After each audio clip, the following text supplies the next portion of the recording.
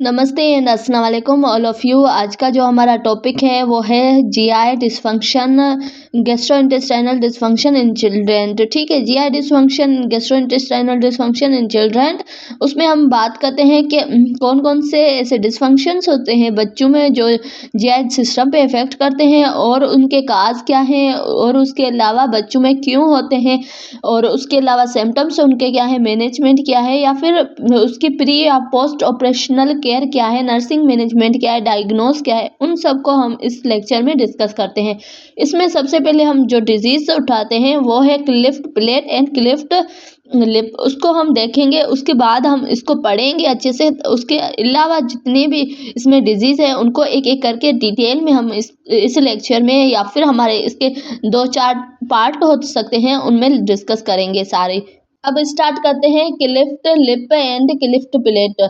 Clift lip and plate are congenital defect, birth defect that result failure to soft tissue or bony structure fused during embryonic development। जब बच्चे में एम्ब्रियोटिक development हो रही होती है, जब वो फीटस वूम में होता है, तब उसकी एम्ब्रियोटिक जब डेवलपमेंट हो रही होती है, तब क्या हो जाता है, जो सॉफ्ट टिश्यू है या फिर बोनी स्ट्रक्चर है वो फेलियर हो जाती है। उनकी वजह से जो है ना, वहाँ के जो टिश्यू वो मिल नहीं पाते हैं, वहाँ बोन नहीं बनती है, उसकी वजह से एक एबनॉर्मलिटी दिखाई देती है बच्चों में। मोस्ट कॉमन लिप पे वो एबनॉर्मलिटी होती है, और ये एक कंजेनाइटल, हम कह सकते हैं कंजेनाइटल डिफेक्ट है, बर्थ डिफेक्ट। जिसमें क्या होता है कि जब बच्चे की डेवलपमेंट हो रही है उसके दौरान अगर मदर को कुछ डिजीज़ है या फिर कुछ न्यूट्रिशनल एबनॉर्मलिटीज़ है, डाइट इफेक्ट है, उसके अलावा वो कुछ ऐसी चीज़ें टॉक्सिक यूज़ कर रही है, उसकी वजह से हो सकता है।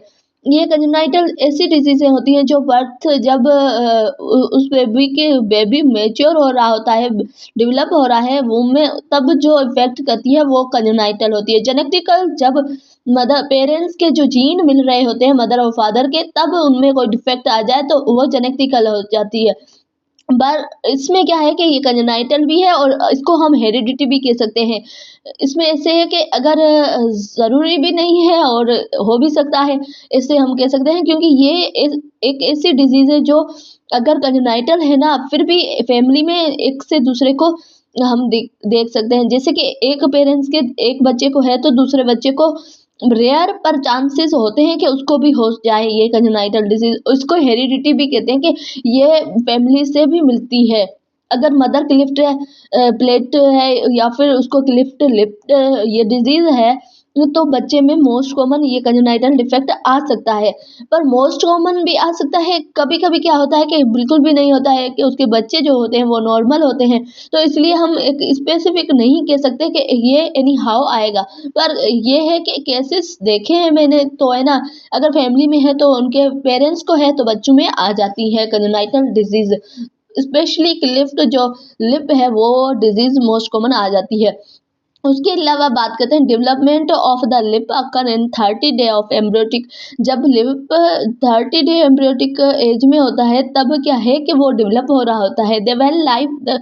और अगर वो नहीं हो रहा तो क्लिफ्ट प्लेट 30 डेज में अगर एम्ब्रियोटिक में एज में हो जाती है। उसके अलावा जब जो प्लेट होती है वो डेवलप होती है 4 to 7 वीक ऑफ जेस्टेशन। जब मदर में अगर जेस्टेशनल एज है, जिसमें वो प्रेगनेंसी वाली जो भी पीरियड होता है, उसमें क्या है कि उसके 4 वीक से 7 वीक के बीच में जो भी गैप होता है, टाइम पीरियड होता है, उसको क्लिफ्ट प्लेट है ना वो डेवलप हो सकती है। प्लेट है ना वो डेवलप होती है। क्लिफ्ट तो बाद में बनती है कि एबनॉर्मलिटी हो गई, कि वो डेवलप हो रही है उस टाइम। अगर कोई एबनॉर्मलिटी आ जाए, चाहे क्लिफ्ट प्लेट में चाहे क्लिफ्ट लिप में, तो फिर क्या है कि या तो 30 डे में अगर बन रहा होता है, जेस्टेशनल जो 30 डे होते हैं उनमें वो प्लेट क्लिफ्ट लिप बन रहे होते हैं, उस टाइम अगर कोई एबनॉर्मलिटी आती है तो वो क्लिफ्ट कंडीशन में लिप चले जाते हैं। अगर 4 to 7 वीक में अगर कोई जेस्टेशनल 4 to 7 वीक चल रही होती है, तो उसमें अगर क्या हो जाए कि उसके दौरान कोई भी एबनॉर्मलिटी मदर में हो जाए तो उसकी वजह से इफेक्ट हो सकता है और क्लिफ्ट प्लेट बन सकती है। क्लिफ्ट प्लेट मोस्ट कॉमन अगर हम देखें तो मेल में ज़्यादा होती है और उसके अलावा मोर कॉमन इन फीमेल।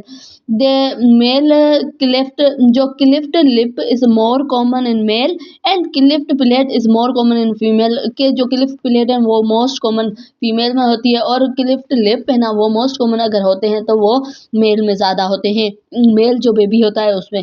और उसके अलावा बात करते हैं Clift lip and cleft plate की, तो क्लिफ्ट लिप को अलग डिस्कस करेंगे और क्लिफ्ट प्लेट को अलग डिस्कस करेंगे।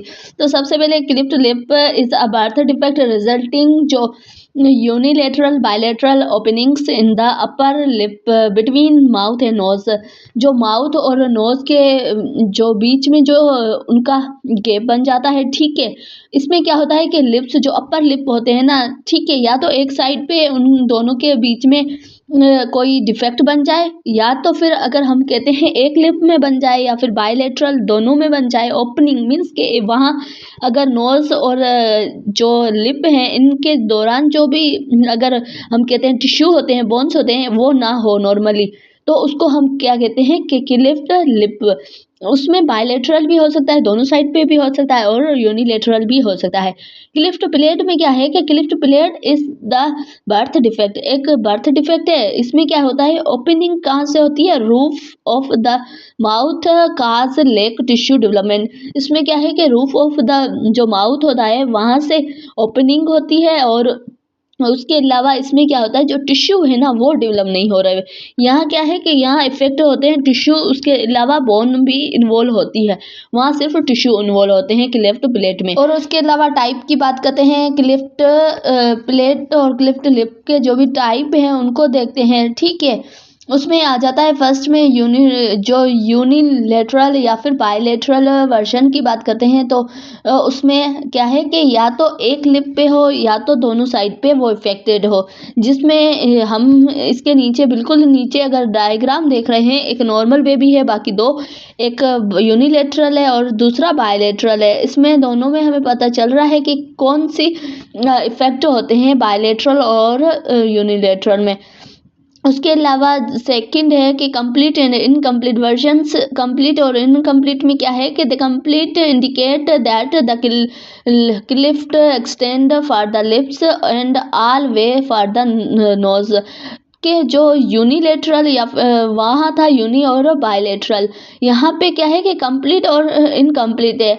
अगर कंप्लीट है तो फिर उसमें क्या है कि एक्सटेंडेड हम मिले हुए होते हैं, जो अपर लिप्स और नोज के जो जितने भी होते हैं ना, पूरी स्ट्रक्चर वो एबनॉर्मल होती है। तो उसमें नीचे नीचे फर्स्ट पे आ रहा है कि जो अगर हम बात कर रहे हैं ना, उसमें नीचे नीचे फर्स्ट पे आ रहा है कि इस कंप्लीट। तो कंप्लीट में क्या है कि स्ट्रक्चर पूरी माउथ की होगी ना वो चेंज हो जाएगी उसके अपर लिप्स की, तो उसमें आ जाता है कि कंप्लीटली एक्सटेंडेड होती है। मीन्स पूरे जो एरिया होता है लिप्स का, अपर लिप्स का, वो पूरा कवर होता है, पूरे में डिफेक्ट होता है।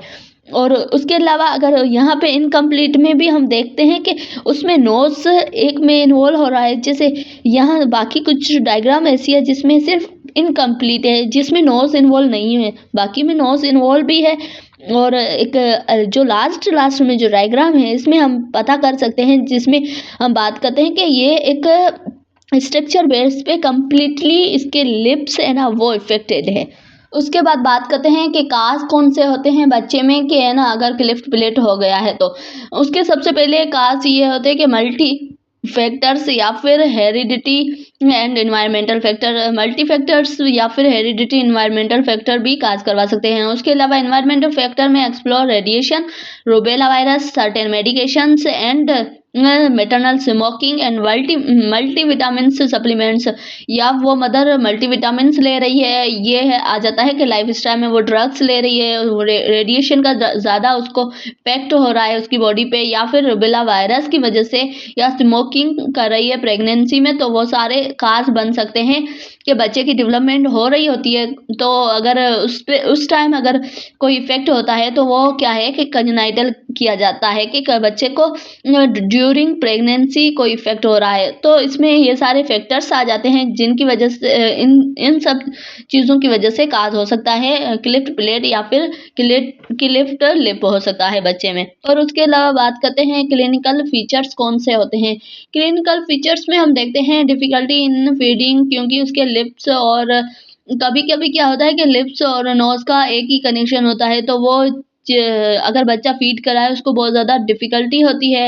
And repeated upper respiratory tract जो अपर रेस्पिरेटरी ट्रैक्ट है वहाँ के इन्फेक्शन हो सकते हैं, या फिर ओटिटस मीडिया कान के भी इन्फेक्शन हो सकते हैं। ये सारी चीज़ें इसलिए होती है क्योंकि वो एरिया एक नॉर्मल नहीं होता है, और हमारे नोज़ और हमारे एयर के जो लाइनिंग है वो एक दूसरे से मिली हुई होती है, तो उसकी वजह से इफ़ेक्ट हो सकती है। और उसके अलावा leading to the definitions and उसके अलावा अगर बात करते हैं regurgitations of the food through the nose, और रिगर्जिटेट कर दे, और उसके अलावा अनएबल टू शिकिंग्स जो फ़ीड कर रहा है उसमें भी डिफ़िकल्टी हो रही होती है। वो शिक नहीं कर पाता है क्योंकि उसके जो भी एक नॉर्मल फंक्शन नहीं होता है वहाँ की टिश्यूज़ का और बोन्स का, तो इस वजह से वो इफ़ेक्ट करता है। ये सारे सिम्पटम्स बच्चे में मोस्ट कॉमन दिखाई देते हैं जब उसको इफ़ेक्टेड क्लिफ्ट लिप या फिर क्लिफ्ट बिलेट है तो। उसके बाद बात करते हैं मैनेजमेंट की, कि मैनेजमेंट में हम क्या देखते हैं। Child is feed with head elevate to prevent. वो क्या है कि हम मैनेजमेंट में क्या करवाएंगे कि उस बच्चे को फीड करवाएंगे ना, तो एलिवेट हेड करवा के फिर करवाएंगे, क्योंकि उस बच्चे का क्या है कि उसकी जो एबनॉर्मलिटी होती है नोज़ के थ्रू वो इंस्पायर कर सकता है कुछ चीज़ें।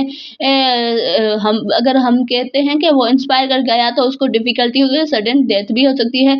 और उसकी वजह से, और उसके अलावा उसके अलावा अगर बात करते हैं रिगर्जिटेशन, मिडल एयर इन्फेक्शंस हो सकते हैं। तो उसको हमें मैनेज करना होता है, प्रिवेंट करना होता है, क्योंकि अगर ये सारी चीज़ें उसके अगर किसी और पार्ट में चली जाती हैं, फूड है या फिर मिल्क है, तो फिर वो इफ़ेक्ट करता है।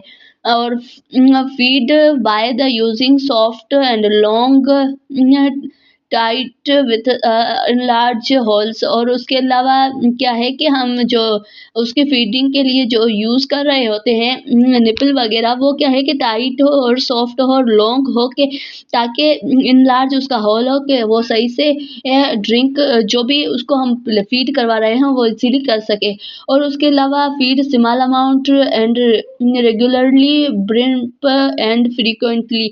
हम क्या है कि है ना उसको स्मॉल अमाउंट में जो भी है फीडिंग होती है वो करवाते हैं। ब्रेस्ट फीडिंग प्रोन पोजीशन, अगर ब्रेस्ट फीडिंग करवा रहे हैं तो उसको प्रोन पोजीशन में करवाएंगे। और उसके अलावा हेयरिंग स्क्रीनिंग टेस्ट करवाएंगे शुड डन। और उसके अलावा अगर बात करते हैं, ये सारी चीज़ें आ जाती है मैनेजमेंट में कि हम उस बच्चे को किस तरह से मैनेज कर रहे हैं। The surgically of the cleft lip at the 3 month and the Clift plate in 6 month. अगर हमें सर्जरी करनी है क्लिफ्ट लिप की तो हम 3 मंथ के बच्चे में कर सकते हैं। और उसके अलावा अगर हमें क्लिफ्ट प्लेट की जो सर्जरी करनी है उसके लिए टाइम पीरियड होता है कि 6 मंथ के अंडर हम कर देते हैं सर्जरी बच्चे में। और उसके अलावा हमें मैनेज करना होता है ना ओवरऑल, तो हम यही देखते हैं कि उसको रिगर्जिटेशन ना हो, उसको रिगर्जिटेशन से प्रिवेंट करवाए ताकि उसको अच्छी एलिवेट करवा के उसको फीडिंग करवाए ताकि उसको रिगर्जिटेशन ना हो, इन्फेक्शन ना हो एयर का, या फिर नोज़ में कोई इन्फेक्शन, अपर रेस्पिरेटरी ट्रैक्ट में कोई इन्फेक्शन ना हो। और फीड के दौरान हम उसको जो निपल यूज़ करेंगे वो लॉन्ग टाइट एंड, उसके अलावा हम कहते हैं कि लार्ज होल वाली होगी ताकि वो इजीली पी सके। और उसके अलावा स्मॉल अमाउंट में देंगे। और उसके अलावा फीड जो ब्रेस्ट फीडिंग करवाएंगे वो प्रोन पोजीशन में करवाएंगे ताकि वो इनहेल ना कर पाए कुछ चीज़ें। जिस तरह से हम इस डायग्राम में देख सकते हैं कि कौन सी जो फीडिंग के लिए क्या चीज़ यूज़ करनी चाहिए और किस पोजीशन में करनी चाहिए, ये सारी इसमें डायग्राम में आपको दिखाई गई है। उसके बाद बात करते हैं post operational care of cleft lip and repairments. जब क्लिफ्ट लिप को हम रिपेयर कर रहे होते हैं तो उसमें उसके जो पोस्ट ऑपरेशनल केयर क्या होती है उसको डिस्कस करते हैं। सबसे पहले तो 2 और 3 weeks Indeed healing in the completed 2 और 3 वीक में क्या है कि एक हीलिंग होती है बच्चों में, तो फिर उस हिसाब से हमें क्या है कि उस हिसाब से केयर देनी चाहिए। तो सबसे पहले after the cleft lip repairs the care should be taken the avoid placings and any hard object. हमें उस बच्चे को हार्ड ऑब्जेक्ट नहीं देने हैं। उसके अलावा जो भी वो स्वॉलो कर रहा है वो सॉफ्ट हो, और उसके अलावा फीड कर रहा है वो भी एक अच्छी पोजीशन में और अच्छे तरीके से देंगे। उसके अलावा अगर avoid positionings on the side of the repairment, और जिस साइड पे जो भी लिप रिपेयर हुआ है उस साइड पे हम क्या करेंगे, उस पोजीशन पे से अवॉइड करवाएंगे। और उसके अलावा वहाँ जो भी एरिया है उसको क्लीन और साफ़ रखेंगे। उसके अलावा keep surgery side clean and dry या आफ्टर फीडिंग के बाद उस सर्जरी की साइड को क्लीन और ड्राई करके रखेंगे। अप्लाई करेंगे एंटीबायोटिक प्रिस्क्रिप्शन, क्योंकि क्या है कि उस साइड पे इन्फेक्शन हो सकता है, तो क्योंकि वो वाउंड होता है तो उस हिसाब से हमें केयर करनी होती है। और restraint elbow to prevent injury, और रिस्ट्रिक्ट एल्बो से क्या करेंगे, उसको प्रिवेंट करेंगे इंजरी के साथ, इंजरी के लिए, ठीक है। उसके अलावा जिस तरह से आप यहाँ पे देख सकते हैं कि क्लिफ्ट प्लेट की अगर सर्जरी हुई है तो किस तरह से हो गई है, और वो उसके बाद उसकी रिकवरी क्या होती है।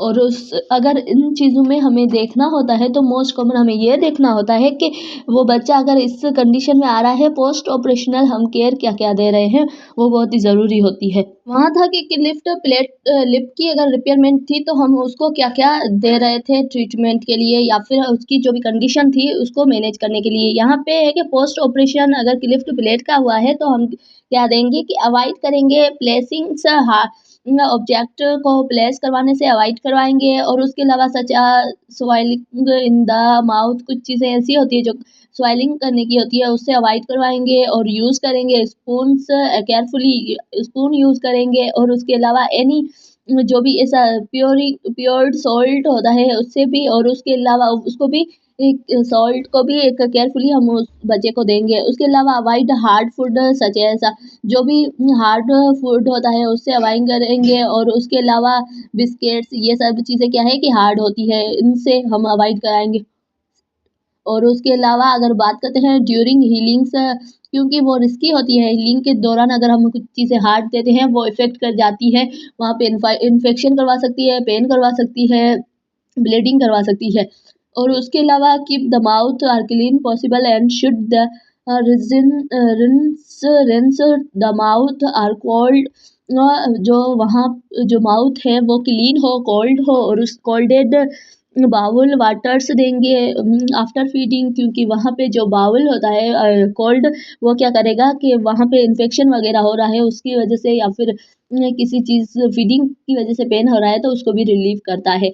और उसके अलावा provide antagonist for the pain prescriptions, अगर उस बच्चे को ये सारी चीज़ें लेने में पेन हो रहा है तो हम एंटागोनिस्ट देंगे। ओवरऑल हमें सिर्फ ये केयर करनी है, केयरफुली केयर करनी है कि उसको सॉल्टी चीज़ें इतनी ना दें, स्पून से केयरफुली यूज़ करें। और उसके अलावा बिस्किट्स जो हार्ड चीज़ें होती है उससे उसको अवॉइड करें ड्यूरिंग, और उसके अलावा ड्यूरिंग हीलिंग, क्योंकि ये रिस्क बन जाता है इन्फेक्शन इनका और ब्लीडिंग का, पेन का। और उसके अलावा कीप क्लीन करना होता है हमें उसका बच्चे का माउथ, क्योंकि माउथ क्लीन होगा तो वो जल्दी से क्या होगा, वो ट्रीटमेंट एक सक्सेसफुल हो सकता है, ऑपरेशन सक्सेसफुल हो सकता है। उसके अलावा कोल्ड बाउल वाटर देंगे ताकि वो आफ्टर अगर फीडिंग के कोल्ड वाटर ले रहा है तो उसकी वजह से उसकी जो भी इन्फ्लामेशन है वो भी रिड्यूस हो सकती है, और उसके जो पेन है वो कम हो सकता है। और एंटागोनिस्ट हम पेन के लिए देते हैं ताकि पेन उसका रिलीफ हो सके। ये सारी चीज़ें होती हैं post operational care of a cleft plate, ठीक है। क्लिफ्ट प्लेट में जो बच्चे होते हैं उनको हम